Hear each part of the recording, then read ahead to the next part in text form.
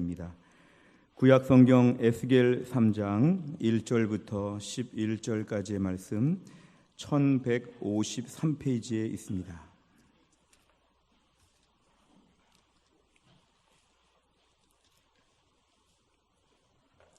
에스겔 3장 1절부터 11절까지의 말씀을 저와 한 절씩 교독하시겠습니다.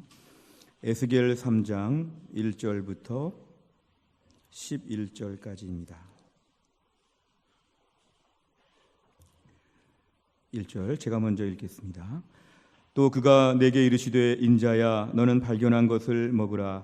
너는 이 두루마리를 먹고 가서 이스라엘 족속에게 말하라 하시기로 내가 입을 벌리니 그가 그 두루마리를 내게 먹이시며 내게 이르시되 인자야 내가 네게 주는 이 두루마리를 내 배에 넣으며 내 창자에 채우라 하시기에 내가 먹으니 그것이 내 입에서 달기가 꿀 같더라. 그가 또 내게 이르시되 인자야 이스라엘 족속에게 가서 내 말로 그들에게 고하라. 너를 언어가 다르거나 말이 어려운 백성에게 보내는 것이 아니요 이스라엘 족속에게 보내는 것이라. 너를 언어가 다르거나 말이 어려워 네가 그들의 말을 알아듣지 못할 나라들에게 보내는 것이 아니니라. 내가 너를 그들에게 보냈다면 그들은 정녕 내 말을 들었으리라. 그러나 이스라엘 족속은 이마가 굳고 마음이 굳어 내 말을 듣고자 아니하리니 이는 내 말을 듣고자 아니함이니라. 보라 내가 그들의 얼굴을 마주 보도록 내 얼굴을 굳게 하였고 그들의 이마를 마주 보도록 내 이마를 굳게 하였으되 내 이마를 화석보다 굳은 금강석같이 하였으니 그들이 비록 반역하는 족속이라도 두려워하지 말며 그들의 얼굴을 무서워하지 말라 하시니라. 또 내게 이르시되 인자야 내가 네게 이를 모든 말을 너는 마음으로 받으며 귀로 듣고 같이 읽습니다. 사로잡힌 내 민족에게로 가서 그들이 듣든지 아니 듣든지 그들에게 고하여 이르기를 주 여호와의 말씀이 이러하시다 하라. 아멘. 기도하겠습니다. 하나님, 이 시간 저희가 예배를 드리며 하나님 말씀을 듣는 시간입니다. 하나님 말씀을 대언하는 주의 종을 성령 충만하게 하셔서 하나님 말씀만 권세 있고 능력 있게 선포하게 하여 주옵소서. 하나님 말씀을 듣는 주의 백성들의 마음을 활짝 여시고 이 말씀 가운데 주의 음성을 듣고 순종하여 복을 받게 하여 주옵소서. 예수님의 이름으로 기도하옵나이다. 아멘. 우리 교회는 해마다 10월 마지막 주간을 맞이할 때마다 새생명 축제를 통하여 불신자들을 전도하고 교회가 새생명을 초대하는 그런 시간을 갖고 있습니다. 이 새생명 축제를 저희가 자주 사용하는데요. 이 새생명 축제에 먼저 좀 정의를 할 필요가 있습니다. 새생명이라고 하는 것은 그전에 없던 생명, 그전에는 못 봤던 생명, 새로운 분들을 교회에 초대한다는 것입니다. 사실 교회는 처음부터 개방적이고 오픈된 공동체입니다. 옛날 우리 어느 마을에 가면 집성촌이 있어서 어느 마을에 가면 나씨만 모여 살고 김씨만 모여 살고 이렇게 다 일가 친척들이 한 지역에 다 있어서 다 이렇게 혈연관계로 맺어진 그러한 동네가 있는데요. 그런 동네에 다른 성씨를 가진 분들이 가서 살면은 잘 적응하기가 아마 어려울 것입니다. 근데 교회는 집성촌 같은 교회가 없고 교회는 모두가 나올 수 있고 언제나 새 사람들이 나올 수 있는 문을 걸어 잠그지 않고 문을 늘 열어놓는 늘 새 영혼, 새 생명이 늘 나올 수 있는 곳이 바로 교회 공동체의 중요한 특징들입니다. 우리 교회를 비롯해서 대부분의 한국 교회가 오늘날 교회 새로 등록하시는 분들의 분석을 해보면 두 가지 특징이 아주 분명합니다. 첫째는 뭐냐 하면은 스스로 교회를 나오시는 분들이 간혹 계시다는 것입니다. 그러니까 성도들이 나가서 열심히 전도해서 한 명 한 명 데려오는 것이 아니라 이사를 오셨거나 아니면 여러 가지 사정으로 이 지역에 오신 분들 중에 스스로 교회를 찾다가 이 교회를 찾아서 정착하시는 스스로 나오는 자진해서 교회에 등록하는 분들이 비교적 그나마 많으신 편이고요. 또 한 가지의 특징은 뭐냐 하면 이미 믿는 분들이 교회에 많이 등록하신다는 것입니다. 타 지역에서 타 도시에서 이 지역에 와서 이미 믿는 분들, 심지어 믿음이 아주 좋은 분들이 교회에 등록하신다. 그러니까 두 가지 특징을 다시 한번 정리해 보면 스스로 교회에 등록한다, 믿음이 있는 분들이 나온다. 이 속에서의 함정이 뭐냐 하면은 기존의 성도들이 열심히 전도하는 일은 점차 줄어들고 있다는 것입니다. 오늘날 성도들이 열심히 전도해서 한 명 한 명 모으는 것이나 아니면 불신자들과 막 씨름하면서 복음을 전하면서 불신 영혼들이 막 교회에 정착해가지고 믿음 생활을 시작하는 이러한 역동적인 모습은 교회마다 많이 줄어들고 있는 것이 오늘 한국교회를 비롯해서 우리 교회도 예외가 아닙니다. 사실은 교회가 이렇게 소극적으로 이 태도를 갖게 될수록 교회는 점점 괴사되고 고사될 수밖에 없습니다. 많은 경우에 한국교회가 오늘날 정체되고 어려워지는 것은 뭐냐면 복음을 전하는 면에 있어서 매우 소극적이라는 것입니다. 우리가 바퀴가 있으면요, 살들이 다 이렇게 길이가 같아야지 바퀴가 굴러갈 수 있을 텐데요, 우리가 오늘 신앙생활 다 잘하는데 유독 한쪽이 좀 짧은 부분이 있다면 이게 바로 뭐냐면 불신자들에게 전도하는 것. 교회가 열심히 전도하는 면은 유독 아주 짧죠. 다른 면들은 다 잘하는데 이 부분이 아주 취약하다는 걸 저희는 인정할 수밖에 없습니다. 저는 제자훈련 목회 철학을 가지고 부임할 때부터 지금까지 꾸준히 제자훈련을 매년 하고 있는데요, 제 주변의 목사님들 중에도 제자훈련 목회를 하시는 분들 중에 가끔 이렇게 편안하게 만나 얘기할 때 보면 제자훈련을 2, 3년 만에 중단하는 안타까운 현실들을 서로 고백합니다. 내가 제자훈련을 하고 싶은데 한 2, 3년 제자훈련 해보니까 더 이상 제자훈련 할 사람이 없더라. 교회 안에 열심히 있는 사람들은 다 훈련했고 새 사람들은 더 없고 기존의 성도들 안에서 제자훈련 2, 3년만 지나면 대상자가 없어서 제자훈련이 문을 닫아야 되는 안타까운 현실을 얘기하는 목회자들이 많이 있습니다. 이것이 우리 오늘 현실이죠. 감사하게 우리 교회는 아직까지도 매년 훈련생들이 지원하고 훈련생들이 훈련을 잘 받고 있는데요, 최근 들어 훈련생들을 가만히 보면, 이 훈련생 명단을 가만히 보면 정말 최근에 등록하신 분들이 많이 계십니다. 우리의 소망이 바로 이런 것이죠. 교회 등록한 지 몇 년 안 된 분들이 1년 동안의 제자훈련을 위해서 열심히 뛰고 있다는 것이 교회의 축복이죠. 이분들이 언제 교회에 등록했을까? 이분들이 교회 나오신 지가 3년, 4년 얼마 안 되신 분들이 교회 나와서 제자훈련 열심히 받고 앞으로 좋은 순장이 되려고 하고 교회 일꾼이 되려고 지금 막 뛰어가는 것은 이건 매우 특별한 일이고 우리 교회가 받은 매우 큰 축복이라고 볼 수 있습니다. 제자훈련 아무리 열심히 하려고 해도 제자훈련 받을 성도가 매년 채워지는 교회가 되는 것, 이것이 바로 우리 교회가 장기적으로 볼 때는 매우 중요한 목회의 하나의 방법이라고 볼 수 있습니다.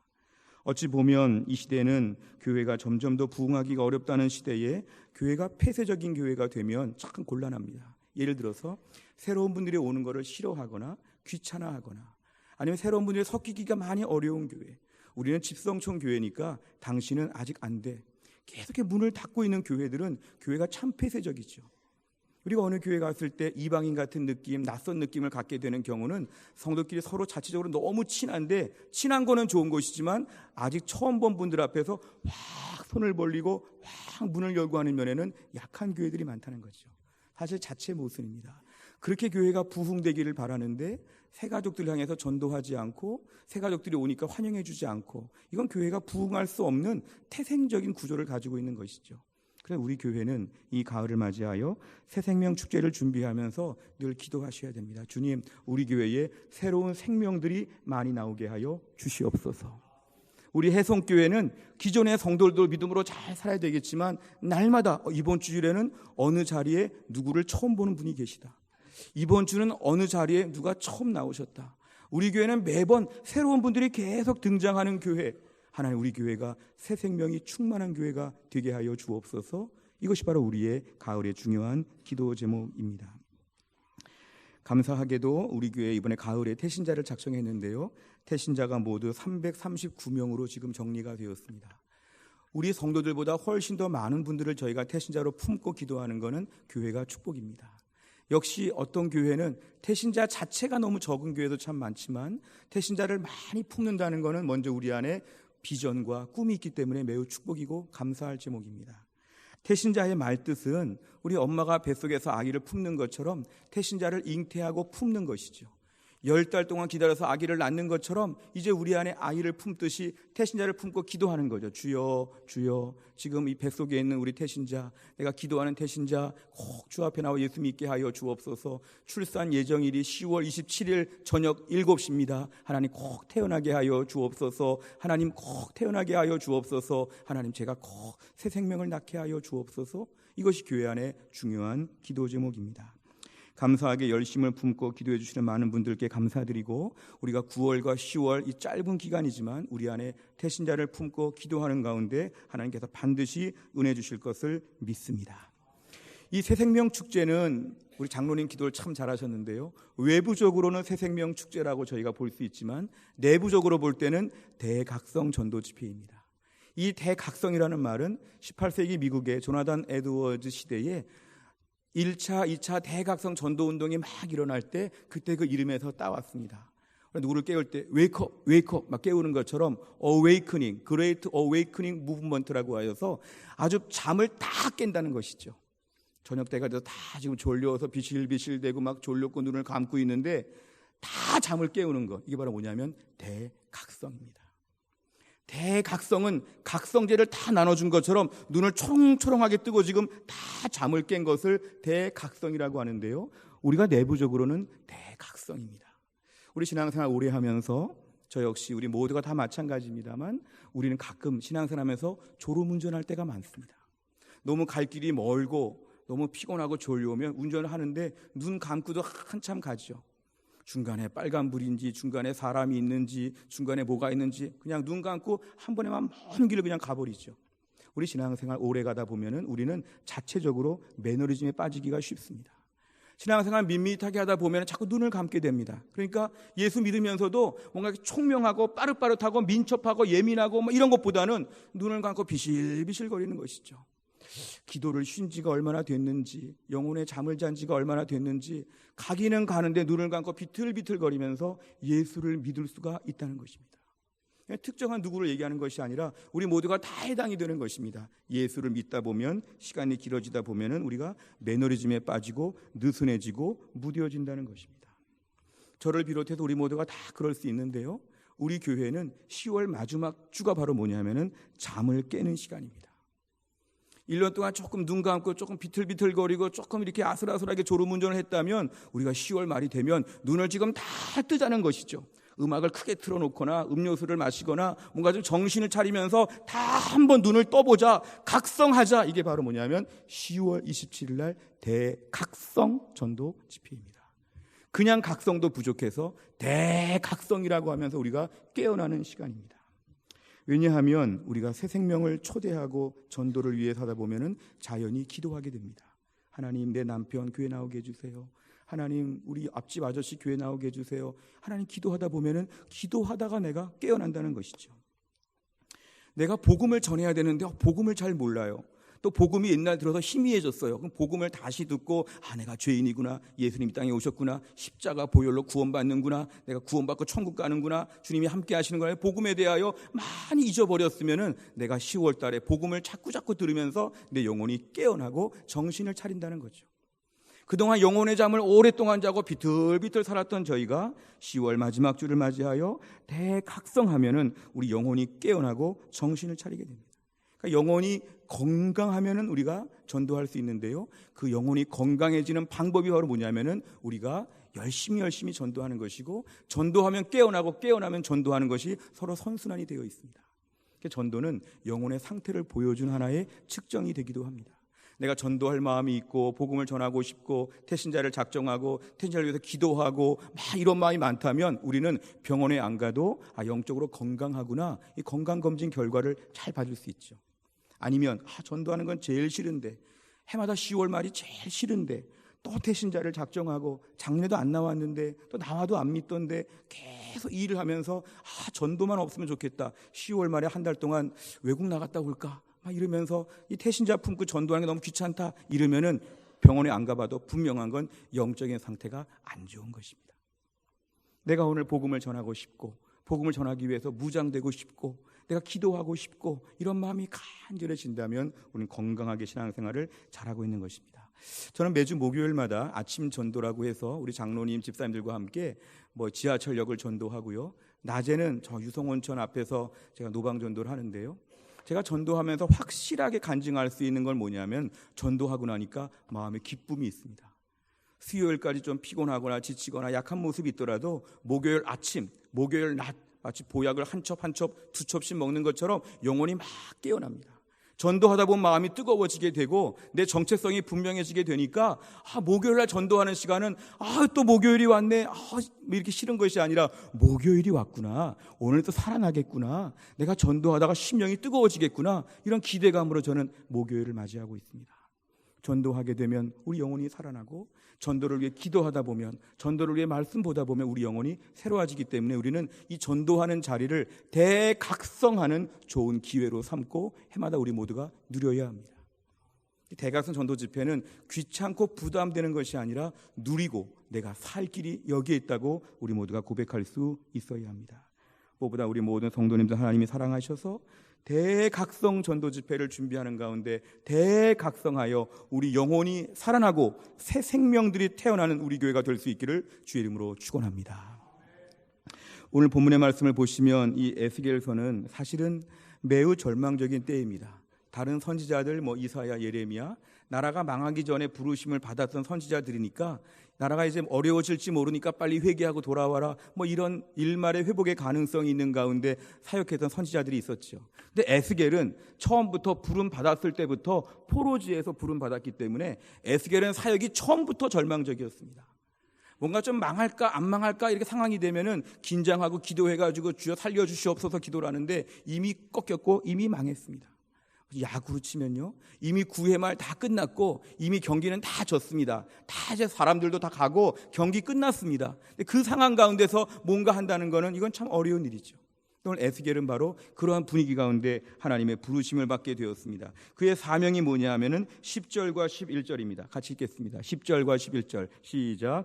또 내게 이르시되 인자야 내가 내게 이를 모든 말을 너는 마음으로 받으며 귀로 듣고 사로잡힌 내 민족에게로 가서 그들이 듣든지 아니 듣든지 그들에게 고하여 이르기를 주 여호와의 말씀이 이러하시다 하라. 아멘. 하나님은 이 에스겔에게 이렇게 말씀하시죠. 듣든지 아니 듣든지 사로잡힌 포로지 백성들 앞에 가서 말씀을 전해라. 하나님 말씀이 이러하시다. 하나님 이렇게 말씀하시다. 전하라는 것이죠. 사실은 이 에스겔이 이 말씀을 듣기에는 매우 어려운 상황이었습니다. 우리가 아시다시피 지금 나라가 망했고 어수선합니다. 게다가 당시의 제국들은 나라를 점령하게 되면 똑똑하고 웬만한 좋은 사람 대부분 다 끌어갑니다. 포로지로 끌고 가죠. 가다가도 많이 죽고 포로지에 가가지고 자기들의 신하를 만들거나 자기들의 종을 삼죠. 그리고 좀 부족한 사람들을 그 땅에 남겨둬서 그냥 아주 평범하게 그 땅을 포기하듯이 이렇게 망가뜨리는 방법을 썼는데요. 지금 많은 경우에 사람들이 지금 바벨론으로 끌려갔는데 바벨론 끌려가니까 말도 다르고 그리고 또 문화도 다르고 집도 바뀌고 주변 친구들 이웃들 다 바뀌고 아주 혼란스러운 가운데 지금 정착을 하면서 살까 말까 하는 어려움 가운데서 그들에게 하나님 말씀을 선포하라는 것은 이건 너무 열악한 환경입니다. 오늘날로 치면 내가 지금 이사 왔고 몸도 아프고 어수선하고 지금 막 복잡한 가운데 있는데 여기다가 막 하나님 말씀 전하고 복음 전하면은 귀찮고 막 듣기 싫죠. 지금 내 상황이 어수선한데 경황이 없는데 나중에 좀 정리되면 좀 오면 좋겠다. 오늘 지금 본문의 이스라엘 백성들은 그런 상황이었습니다. 그렇게 힘들고 어려운 가운데 하나님 에스겔에게 너 지금 가서 하나님 말씀이 이러하시다 하고 하나님 말씀을 전하라 이렇게 명령하신 것은 매우 어려운 환경이었습니다. 사실은 이스라엘 백성들은 어떤 백성들이었냐 하면은 환경이 어려워져서 강팍해진 것도 있지만 원래 강팍했습니다. 열왕기하 17장 7절 8절 제가 읽어드리겠습니다. 이 일은 이스라엘 자손이 자기를 애굽 땅에서 인도하여 내사 애굽의 왕 바로의 손에서 벗어나게 하신 그 하나님 여호와께 죄를 범하고 또 다른 신들을 경외하며 여호와께서 이스라엘 자손 앞에서 쫓아내신 이방 사람의 규례와 이스라엘 여러 왕이 세운 율례를 행하였음이라. 아멘. 하나님께서 이스라엘 백성이 망한 이유를 얘기해 주십니다. 하나님께서 지금 이스라엘 백성들을 구원해 주시고 축복해 주시고 잘해 주셨는데 이스라엘 백성들이 지금 범죄하고 어려워져서 하나님 포로지로 보냈다는 것입니다. 하도 범죄하고 부패하니까 하나님이 징계를 내리시고 벌을 내리셨다는 것입니다. 그러니까 이스라엘 백성은 여러 민족 중에서 마치 교도소로 치면은 흉악범들이죠. 아주 그냥 중죄인들, 교도소 안에서 더 흉한 사람들을 따로 모아놓는 것처럼 이스라엘 백성들은 아주 문제덩어리 같은 사람들인데 하나님은 그 이스라엘 사람들이 지금 포로지에 가 있는 이 거칠고 열악한 최악의 조건이 다 맞물려 있을 때 하나님 말씀을 전하라는 것입니다. 이건 너무 어려운 일이었죠. 가끔 우리가 무슨 이렇게 어디 인도네시아나 동남아시아에서 큰 나무들을 벨 때 보면요, 이렇게 치고 이렇게 쳐가지고 나무 중간에 막 톱질을 하다가 마지막에 조금 남았을 때 한번 톡 치면 큰 나무가 벌렁 넘어지는 걸 가끔 볼 때가 있습니다. 나무가 아무리 커도 아무리 두꺼워도 양쪽에서 계속 톱질하다가 마지막에 조금 남은 걸 넘기면 넘어가는 거죠. 오늘 본문의 하나님 에스겔서를 통해서 하나님이 좀 이렇게 치고 이렇게 치고 하나님 거의 다 상황이 무르익었을 때 에스겔아 가라, 가면 100% 순종하고 100% 네 말을 들을 것이다, 이렇게 좀 보냈으면 에스겔이 좀 신나게 갔을 텐데 오늘 본문은 나무를 하나도 치지 않았습니다. 통나무 그대로 있는데 밀어서 넘어뜨리는 거죠. 이건 매우 어려운 상황이었습니다. 오늘 본문에 하나님이 에스겔에게 명령하신 것은 이 정도 지금 어려운 일을 시키신 것이죠. 오늘 7절을 보면 그러나 이스라엘 족속은 이마가 굳고 마음이 굳어 내 말을 듣고자 아니한다. 이는 에스겔 네 말을 안 듣는 것이 아니라 내 말을 안 들으려고 하는 것이다. 이스라엘 족속은 이마가 얼마나 굳은지 딱딱하고 마음도 굳었다. 이건 뭐냐면 무슨 말을 해도 안 들을 것이다. 하나님 말씀 이거죠. 너 가라, 안 들을 것이다. 너 가라, 그 사람들은 안 들을걸? 이걸 지금 알고 하나님이 보내신다는 것입니다. 누가복음 7장 32절에 보면 예수님의 비유 가운데 아이들이 장터에 앉아 서로 불러이르되 우리가 너희를 향하여 피리를 불어도 춤추지 않고 곡하고 울어도 함께 따라 울지 않는 이 완악한 저 시대 사람들 얘기한 것처럼 지금 이스라엘 백성들의 형편은 아주 완악한데 하나님은 이들에게 지금 에스겔을 보내는 것입니다. 점점 더 마음이 어려워지고 부정적인 상황으로 치닫고 있습니다. 게다가 지금 더 어려운 건 5절과 6절에 보면은 너를 언어가 다르거나 말이 어려운 백성에게 보내는 것이 아니요 이스라엘 족속에게 보낸다. 사실은 언어가 다르거나 말이 어려운 그런 백성들, 외국인들 앞에서 말을 전했으면 차라리 듣고 돌아올 것인데 이스라엘 사람들은 말도 통하고 문화도 맞고 이스라엘 에스겔도 무슨 지파의 누구일 텐데 다 알면서 더 네 말을 안 들을 것이다. 결국 오늘날도 우리가 누구에게 가서 복음을 전하고 하나님 말씀을 전할 때 제일 어려운 게 누구냐면 가까운 사람들 중이죠. 이스라엘 동족들이 오히려 안 듣고 외국인들은 들을 것이다. 5절과 6절은 그 말씀입니다. 우리가 오늘 태신자 중에 제일 어려운 분이 누군지 아십니까? 배우자가 제일 어렵죠. 자식이 제일 어렵죠. 부모님이 제일 어렵죠. 가까웠던 사람이 제일 어렵습니다. 우리가 뭔가 하나님 말씀을 전하려고 할 때에 제일 안 들으려고 하는 사람들은 누구냐면 아주 가까운 사람들이죠. 차라리 모르는 사람 앞에 가서 복음을 전하는 거는 쉬울 수 있는데 가까운 사람들이 다른 건 다 잘하면서 복음 얘기만 하면 화를 내고 안 들으려고 하는 마음을 갖는 것, 이게 오늘 본문의 5절과 6절에 똑같은 것입니다. 근데 우리가 지금까지 들은 말씀은 다 부정적인 말씀이었는데요, 오늘 본문의 반전은 뭐냐면 하나님이 어떤 일을 하시냐 하면 8절에 보니까 8절 같이 읽겠습니다. 8절 9절 시작. 보라 내가 그들의 얼굴을 마주 보도록 내 얼굴을 굳게 하였고 그들의 이마를 마주 보도록 내 이마를 굳게 하였으되 내 이마를 화석보다 굳은 금강석같이 하였으니 그들이 비록 반역하는 족속이라도 두려워하지 말며 그들의 얼굴을 무서워하지 말라 하시니라. 아멘. 이 말씀은 이거죠. 그들이 이마가 단단하고 마음이 단단한데 너 에스겔, 내가 너 가면 네 이마는 더 단단하게 해줄게. 내 마음을 더 담대하게 만들어줄게, 이것입니다. 우리 어릴 때 박치기 많이 하잖아요. 박치기 많이 하면 승자가 나오죠. 끝나고 웃으면 승자고 아파하면 패자죠. 근데 오늘 하나님 말씀은 이스라엘 백성들 머리가 지금 단단해서 박치기 하면 다 죽을 것 같은데 에스겔, 네 머리는 더 단단하게 해줄게. 붙으면 네가 이기도록 해줄게. 내가 더 담대하게 만들어줄게. 이스라엘 사람들은 아무리 강팍하고 거칠고 마음이 굳고 딱딱해도 에스겔, 네가 더 단단하고 네가 더 담대하니까 가봐봐. 이게 오늘 본문의 8절과 9절입니다. 강팍하고 거친 사람들 앞에 갈 때 두려워하지 않는 것, 하나님이 네가 더 강할 거야. 내가 너를 더 강하게 만들었어. 그 사람 앞에 서면은 오히려 그들이 너를 두려워할 거야. 네 이마가 더 단단하니까 네가 마음대로 나가. 이게 바로 오늘 하나님 본문에 주신 말씀입니다. 우리가 오늘날 누군가에게 복음을 전하고 태신자에게 다가서고 할 때에 태신자의 모든 상황들을 보거나 기질을 보거나 여러 관계를 볼 때 두려운 마음이 들 수 있죠. 저 사람 두려운데, 이 사람 두려운데, 오늘 본문의 말씀에 의하면 하나님이 우리를 더 세게 만들어 주신다는 것입니다. 우리 마음을 담대하게 만들어 주셔서 막상 만나게 되면 두려워하지 않도록 우리 하나님이 파송하여 주신다는 것입니다. 하나님이 가라고 할 때는 그냥 보내는 것이 아니라, 강팍한 사람들 앞에 그냥 보내는 것이 아니라 네 이마를 더 단단히 만들어주고 네 마음을 더 담대히 만들어줄 테니까 가서 말을 좀 해봐라는 것이 오늘 본문의 말씀입니다.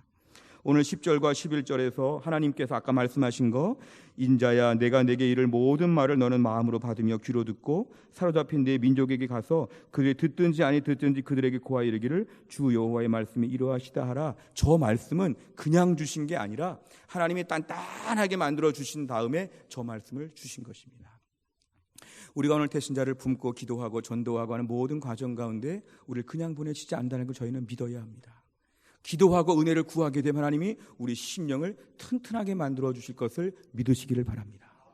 내가 약한데 부족한데 아니야. 하나님이 이미 여기다가 몇 겹에 더 철로 콘크리트로 더 든든한 것으로 하나님이 다 무장하였기 때문에 막상 붙으면 내가 더 강하게 담대하게 하나님 만들어 주신다는 것입니다. 그래서 우리는 에스겔의 본래의 모습으로 갔다고 믿지 아니하고 에스겔의 모습에 하나님의 무장이 덧입혀져서 그 에스겔이 같다고 에스겔을 봐야 합니다. 우리가 오늘 주의 복음을 전할 때에 바로 이것이죠. 하나님, 나는 약하고 이 사람은 강합니다. 어떻게 갑니까? 하나님께 기도하고 은혜를 구하면 내 이마를 더 단단하게 만들어주고 내 몸을 더 튼튼하게 심령을 담대하게 만들어주니까 가서 전하면 그 사람이 쩔쩔맬 것이다. 담대하게 가서 전하라, 이것입니다. 사실은 이런 모든 일을 감당할 때 하나님의 역사는 따라해 보실까요? 현장에서 능력을 주십니다. 아멘. 믿어야 됩니다. 오늘 본문에 에스겔이 자기 혼자 앉아가지고 정말 단단해졌나? 계속 만져보고 딱딱 쳐보고 벽에 부딪혀보고 옆에 사람과 박치기 해보고 괜찮아, 이 정도면 단단해, 나가야지, 이렇게 하는 게 아니라 단단해 보이지 않는데 한번 나가본 거죠. 이스라엘 백성 포로지에 있는데 가서 전해본 거죠. 전하니까 바로 하나님의 능력을 베풀어 주신다는 것입니다. 하나님 모세를 부르실 때도 보시면 출애굽기 4장 12절, 이제 가라, 내가 네 입과 함께 있어서 할 말을 가르치리라. 이제 일단은 가야 됩니다. 현장에 가야 되죠. 나 혼자 아무리 거울 보고 연습해도 현장에 가게 되면 하나님이 그 자리에서 뭘 주시냐면 능력을 베풀어 주신다는 것입니다. 하나님 우리를 무장하여 주신 것은 현장에 가기 전에는 실습할 수가 없는 것은 대상자가 없기 때문에 그렇지요. 현장에 가서 불신자 앞에 서서 태신자 앞에 서서 막상 이야기를 시작하면 하나님이 그때부터 우리를 단단하게 만들어 주신 것이 그때 표가 난다는 것입니다. 오늘 본문은 일단 가면 내가 너와 함께 있겠다. 이게 바로 하나님이 일하시는 방법이라는 것입니다. 고린도전서 2장 4절과 5절, 내 말과 내 전도함이 설득력 있는 지혜의 말로 하지 아니하고 다만 성령의 나타나심과 능력으로 하여 너희 믿음이 사람의 지혜에 있지 아니하고 다만 하나님의 능력에 있게 하려 하였노라. 아멘. 설득력 있는 지혜의 말이 좀 많아야 될 텐데 우리 태신자 앞에는 좀 철학적인 지식이 많아야 될 텐데 우리 태신자 앞에는 내가 좀 돈 좀 많이 들고 가서 재력을 좀 보여줘야 될 텐데 내 신자 앞에서 내가 좀 뭐가 좀 필요한데 이런 모든 생각은 내 힘으로 하겠다는 착각입니다. 성경은 뭐라고 말씀하냐면 성령의 나타나심과 능력으로 우리가 복음을 전한다는 것입니다.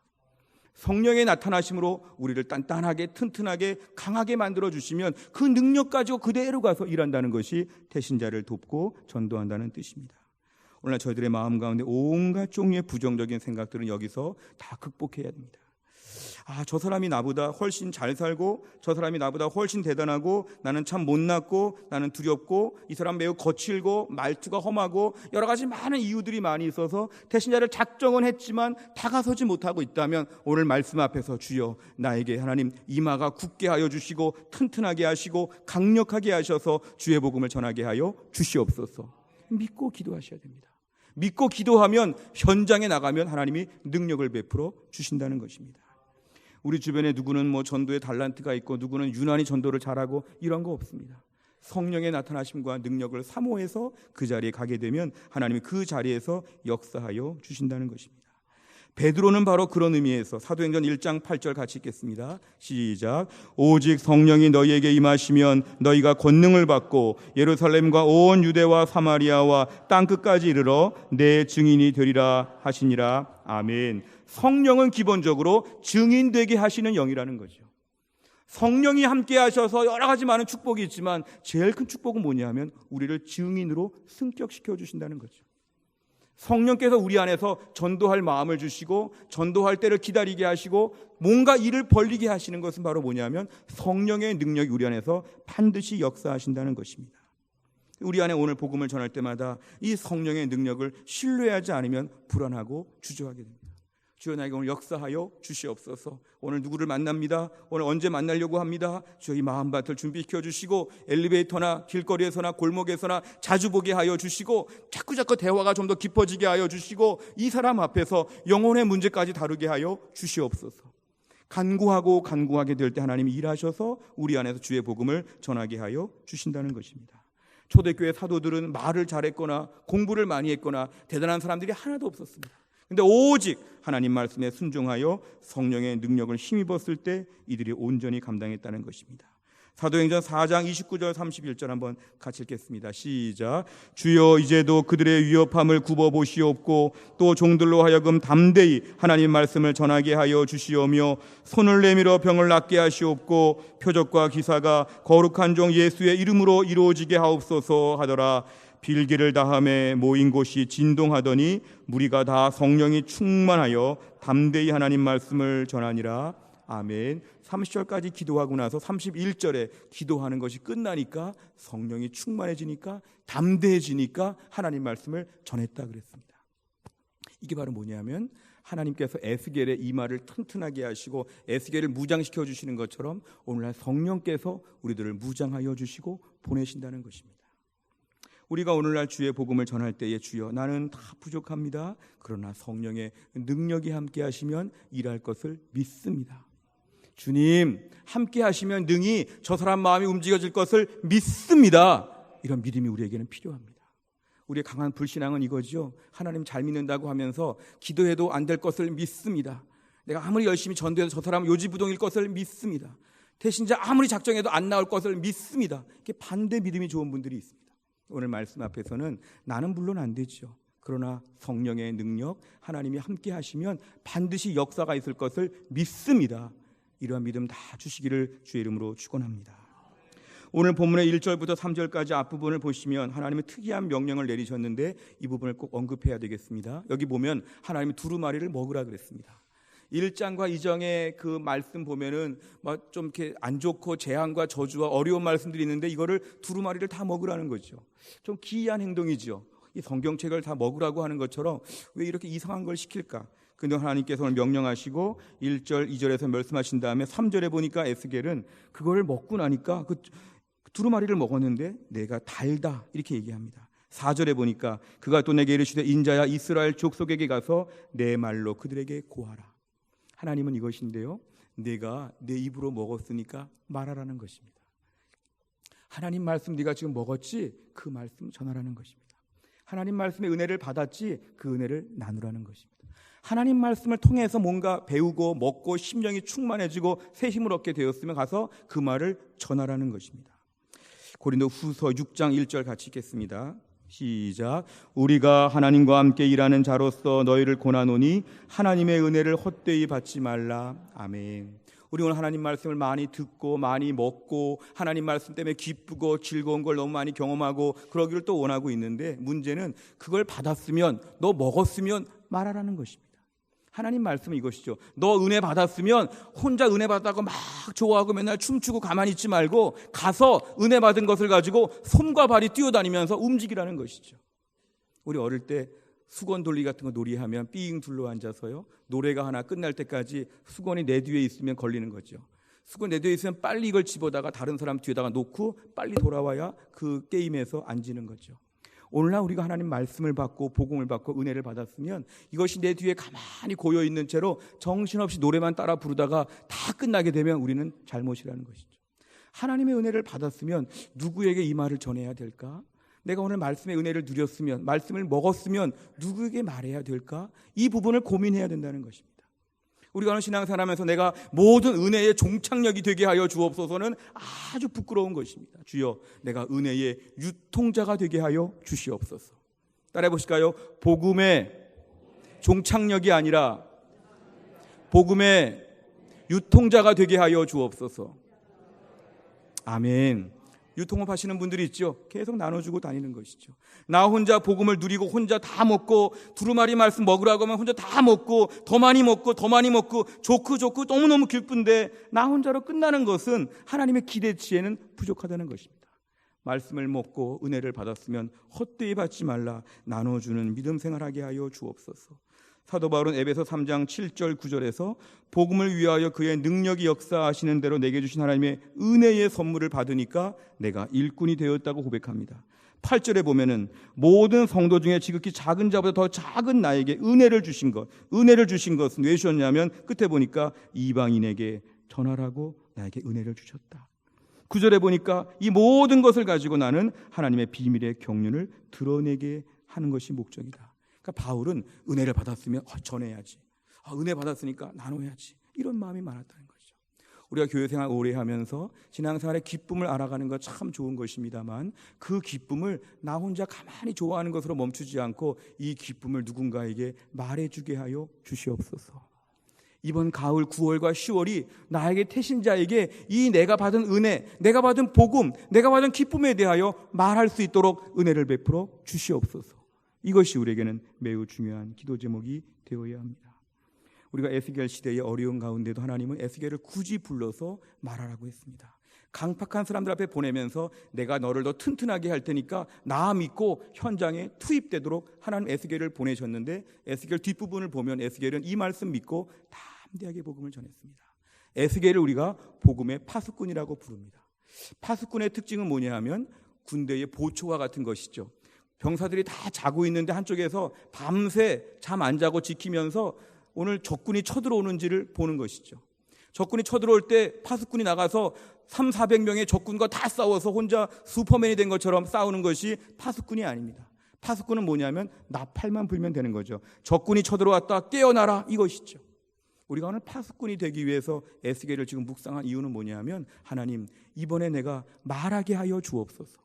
우리의 책임이 이 불신자가 와서 믿음 생활 잘하고 하나님 잘 믿고 성숙하고 성장하고 일꾼 되고 나중에 쓰임 받는 것까지는 우리의 소관이 아니죠. 뭐지요? 하나님, 내가 오늘 불신자에게 이 새생명 축제를 말하게 하여 주시옵소서. 이 말하는 책임, 파수꾼의 책임을 감당하게 하여 주시옵소서.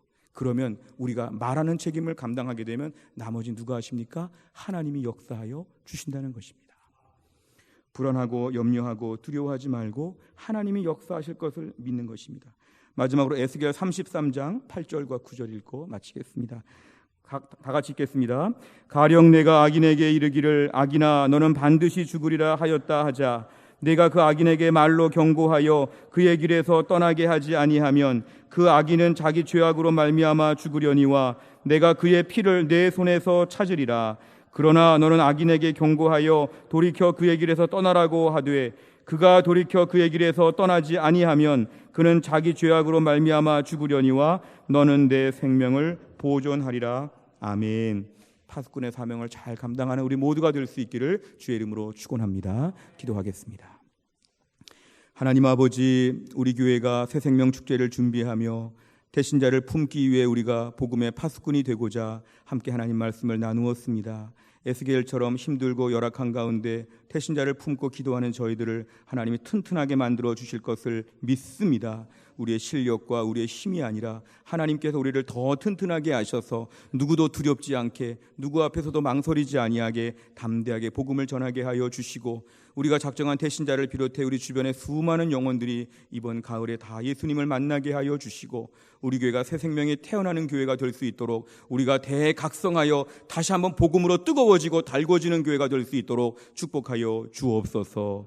모든 말씀을 예수님의 이름으로 기도하옵나이다. 아멘.